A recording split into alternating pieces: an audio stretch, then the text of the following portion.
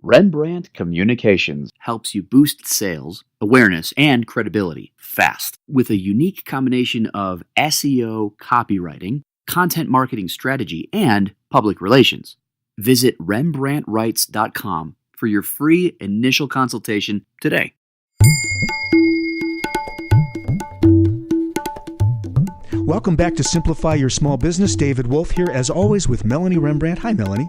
Hi, David. How are you today? Doing well, thank you, and excited to jump back into the world of simplification. In this episode, we'll talk about the 3 mistakes that can kill your campaign. Oh, that sounds brutal. Number 1 is don't send messages out with bad grammar, spelling, and content. So we're talking about quality again here, aren't we?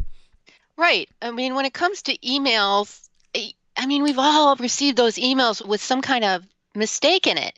And doesn't it give you a bad first impression? Do you really want to open that email? And geez, what about clicking on a link in the email? Are you going to get spammed or is something going to happen? I mean, really make sure you proofread your emails before they go out. It makes a huge difference in not only the reputation you're creating for your company and your brand awareness, but also whether or not someone's actually going to click on your email and open it. You know, this is in that world of if you can get help, get it, because having a second pair of eyes on things, and I've learned this the hard way, is really helpful. If you're doing your own editing, it's really hard to do both, the writing and the editing. Would you agree?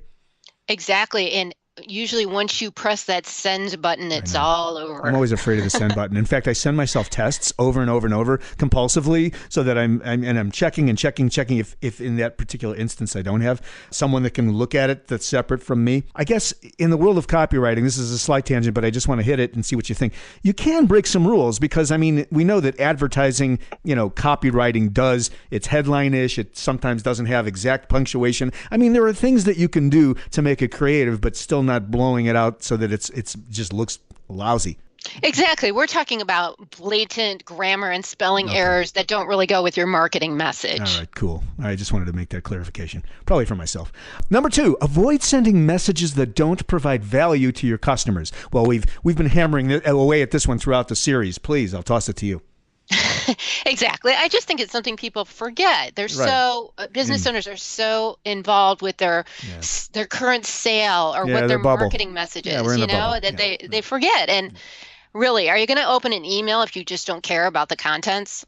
So it makes common sense, but a lot of us forget about it. So you want to provide valuable tips, insights, and facts that the person reading it can actually use. Right. And I want to add something and test this with you. I've had the notion that something that's really effective is sharing a real entrepreneurial experience that you're having in your own business, if it makes sense for you, wrapped into the messaging so that it's not always objective, but maybe it's sometimes you're expressing an opinion that you want your followers to know about how you approach what your value systems are, what your mission is, and sort of the emotional content of what's important to you. So I want to ask you, Melanie, in a world where tips and sort of practical things are really important, how do you advise your clients about infusing, I'll call it your emotional voice, into the messaging?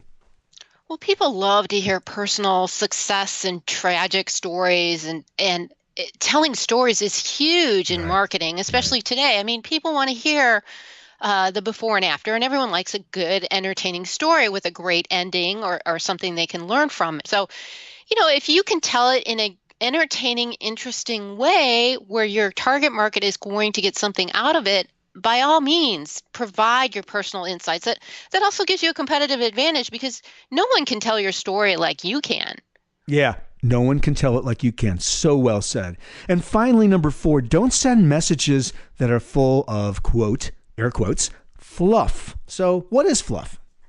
Well, there's so many cool graphics out there and emoticons, and people can use all caps and exclamation points, and it's so fun to use, but it looks horrible. It's just fluffy. No one cares. Again, it doesn't provide value or a good message. Well, all right. So I just asked you about emotional content. Here's where it gets out of whack, and the balance is it's so much emotion that there's nothing substantive in the content.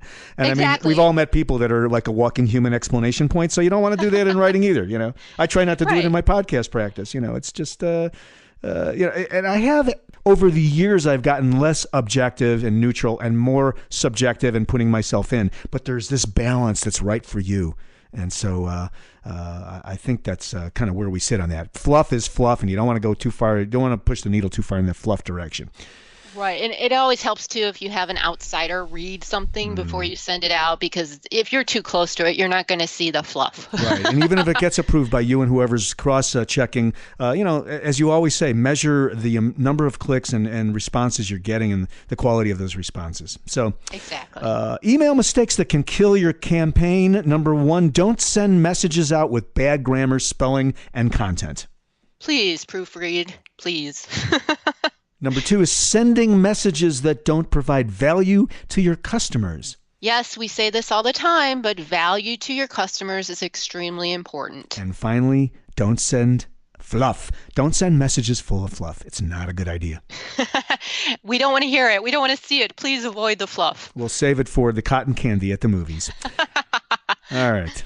I digress. Melanie Rembrandt, RembrandtWrites.com. David Wolf, podcastinradio.com. We'll see you next time on Simplify Your Small Business. Thanks, Melanie. Thanks, David. Have a great day, everyone. See ya.